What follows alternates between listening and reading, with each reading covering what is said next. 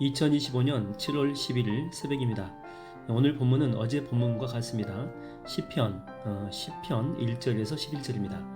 여호와여 어찌하여 멀리 서시며 어찌하여 환난 때에 숨으시나이까. 악한 자가 교만하여 가련한 자를 심히 압박하오니 그들이 자기가 베푼 꾀에 빠지게 하소서.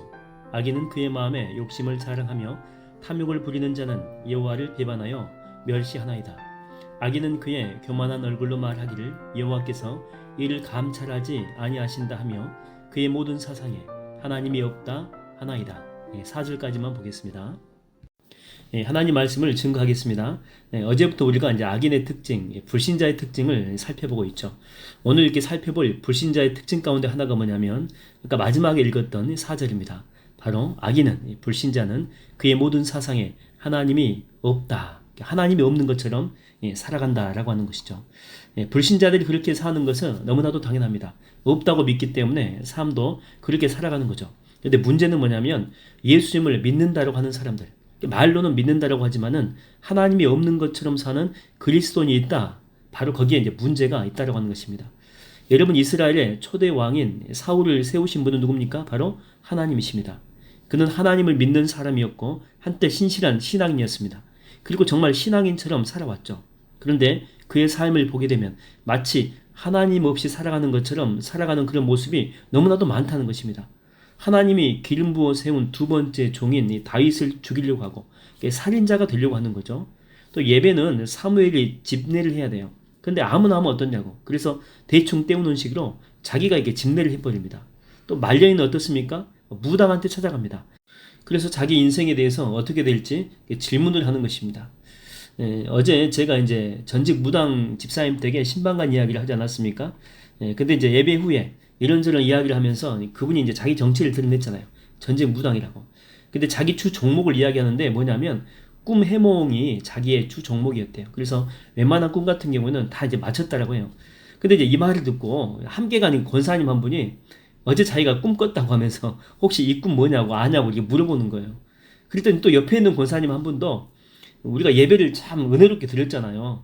근데 이제 그분이 꿈 해몽의 능력이 있다 그러니까 그 권사님도 자기 꿈 이야기하면서 며칠 전에 꿨다고 여쭤본다니까요. 그 꿈이 어떻냐고. 뭐 제가 화가 나겠습니까? 안 나겠습니까? 화가 났죠. 근데 용하다고 하니까 저도 이렇게 물어보고 싶더라고요. 여러분, 인간은요 이렇게 연약합니다. 목사도 권사도 집사도 다 마찬가지 아니겠습니까? 여러분, 다윗도 넘어지지 않습니까? 하나님을 믿는 신실한 사람임에도 불구하고 그의 인생에 커다란 두 가지 실수를 하게 되죠. 밧세바를 얻기 위해서 우리아를 죽인 죄입니다. 그리고 또 인구 조사를 해가지고 자기가 이 정도 국가를 다스리는 왕이다 그러면서 자기의 교만을 드러낸 죄죠. 하나님이 계시지 않는 것처럼 행동합니다. 두 사건 후에 선지자들로부터 하나님의 진노의 심판이 섞인 그 책망을 받게 됩니다. 하나님이 너를 버렸다. 그런 수준의 죄를 다윗이 저지른 것입니다. 그러므로 여러분, 우리가 항상 이렇게 유념해 둬야 될 게 뭐냐면 나 스스로를 꽤 괜찮은 신앙인으로 착각하면 안 된다라고 하는 거예요. 우리가 이렇게 구원받은 것도 보십시오. 우리가 아직 죄인 되었을 때입니다. 어떤 공로가 없다니까요. 노력도 아니고 내가 주님을 위해서 뭔가 한 것 아무것도 없을 때입니다. 그래서 이게 불신자들을 보고 우리가 우쭐할 필요도 없어요. 내가 구원받은 것 자체가 하나님의 전적인 은혜이기 때문에 그렇습니다. 그래서 우리가 잊지 말아야 될 것은 나를 구원하신 바로 이 하나님의 은혜, 이 은혜 없으면 살아갈 수 없다는 간단하지만 중요한 바로 진리입니다.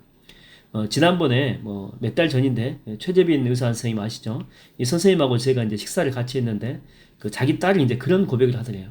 아빠, 나는 정말 좋은 아빠 만나가지고 돈 많은 아빠 만나가지고 어릴 때부터 지금까지 내가 하고 싶은 것, 또 시도하고 싶은 것 다 하면서 살았다는 거죠. 근데 내가 대학교에 막상 가보니까 엄청 힘들게 살아온 사람들이 많더라는 거예요. 그러니까 내가 누리던 것이 당연한 것이 아니더라 라고 하는 것입니다. 그래서 지금까지 자기가 이 살아온 삶을 이렇게 살펴보면서 막 그들한테 미안하기도 하고 또 막 창피하기도 하고, 나 이제 내가 하고 싶은 대로 살지 않고 연약하고 힘든 사람들을 도우면서 살고 싶어. 여러분, 이 얼마나 아름다운 고백입니까? 자기가 누려왔던 것들을 이제는 당연하게 생각하지 않고 특권으로 생각하지 않고 받은 은혜를 자기 욕망을 위해 살지 않고 도우면서 살아가겠다고 하는 삶. 얼마나 멋진 말입니까? 여러분, 우리가 타락할 때는 언제냐면 자기가 이렇게 누리는 것을 당연하게 생각하면서부터예요. 하나님이 주신 것인데 하나님이 값없이 대가 없이 나한테 주신 선물인데 나는 받을 자격이 있다는 특권 의식이 나를 교만하게 하고 타락하게 하고 망가지게 한다라고 하는 것입니다. 밧세바를 통해서 얻은 아들 보십시오. 병 걸립니다. 밧세바가 뒤에서 막 의사들 다 데려오지 않았겠습니까? 다 불러오지 않았겠어요? 최고 의사들. 그런데 죽습니다.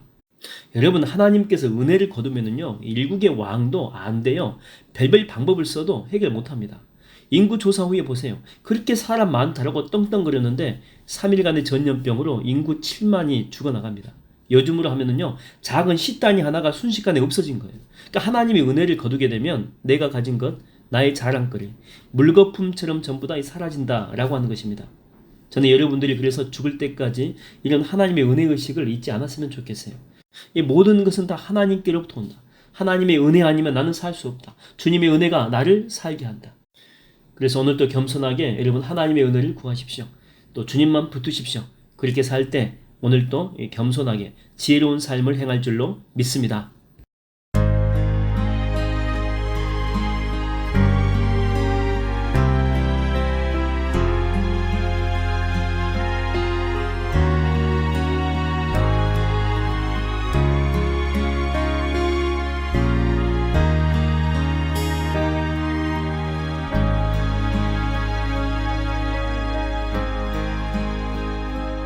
어둠 속에 매이던 내 영혼 갈 길 몰라 방황할 때에